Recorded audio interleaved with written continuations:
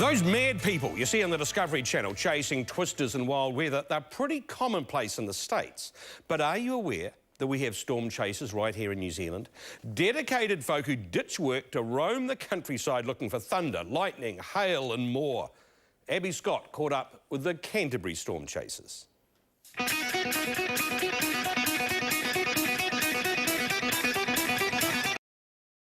There is actually a big cloud straight ahead there. Might be a sort of a thunderstorm sort of cloud.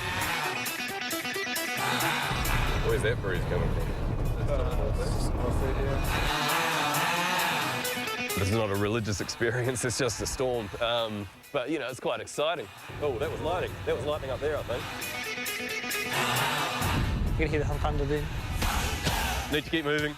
We're not close enough. There's like not many roads we haven't driven on. You just don't know what could happen. How do you know that it's a good day to go out? Normally you're looking for cold air coming up against warm air. Essentially you get that difference in temperature and it can sort of result in big updrafts and, you know, thunderstorms. That's a real simple way to look at it. Big front clears and then in the afternoon you get a surface trough or just unstable air coming over Canterbury, and that's sort of a classic thunderstorm situation for Canterbury. Looking out here, it's pretty blue. That's what a lot of people will say before a storm happens, but that's exactly what you need for a storm to happen. You need that warmth and that sun before the storm, as they say. A bit dark out there, so the top of it's bubbling up. That's what it's good. It's the chase, it's the excitement, it's quite awesome. It's like a learning process, so over the whole week we've been looking at the models, and now if today's a bust and we see nothing, then we know we can pick up and learn new things for next time. Start off a little bit. I mean, lightning could come out of all this, to be honest. It could do, yeah. These things can fail, but it's not all lost, you know. You get to see a bit of the countryside and visit quirky little places and good carrot cake and hug a ticker. You make a cup of tea? Yeah. Why not? Here she is, the storm chasing mobile. My friend branded it the seat of Canterbury Tornado Intercept Vehicle, which is a bit ridiculous, but... How many tornadoes have you intercepted? None. I've set it up with wireless internet, you know, runs off the cell phone network. Just photography gear, and this is a lightning trigger. As soon as it detects a change in light, it'll take a photograph. Aaron is a weather forecaster and can work on the road. Steve has just got home from overseas. Hopefully you've just got a boss that understands, or storms fall on the weekends. I, like most people, have just been interested in the weather since I was a kid. He didn't drive and I drove, and he used to pay me to drive him out to photograph storms. At first I thought he was nuts, but now I'm caught. Caught by a hobby that's kind of like fishing, but in the skies. You're baiting your hook, you're reading your weather models and drive out there, throwing a line in the water, and then your storm happens and you get your big fish. The biggest cost is petrol. Doing kilometres, we've done 600 k's in a day and seen nothing. We might actually get into a bit of hail if we keep going this way.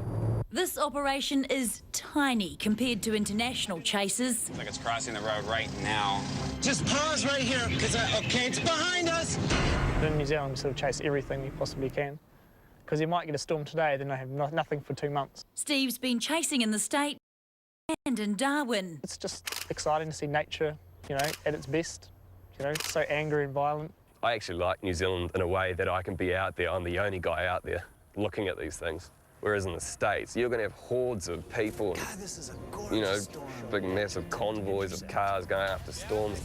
This is definitely a funnel. Okay, guys. Let's get back in the car. So what's the plan from here? We wait, probably. Occasionally, the waiting pays off. Not that one. There's been a couple of times where we've actually been directly below, like a funnel forming, like the beginning of a tornado, if you like. A couple of years ago, lightning went off overhead and you could feel it go through your body, so you got sort of statically charged. Other days, like today, the action isn't quite as close. We've seen a couple of flashes. A couple of flashes in the distance, but... So hopefully something happens. We just have to wait. Once again. Yeah. I was Waiting. waiting. I mean, I've already seen lightning today, so I'm happy. If there's lightning, it means there was a thunderstorm, which means we were right when we said there'd be a thunderstorm, so... Last time I went home, big thunderstorm sparked up and we missed it. Yeah. So you always got to stay an extra few minutes, because you just never know what might happen. For a few extra hours. Or a few hours. Commitment, 100%. But even committed storm chasers know when it's time to head home. Catch you guys later. The boys might have better luck with the weather this weekend. Now, your feedback now.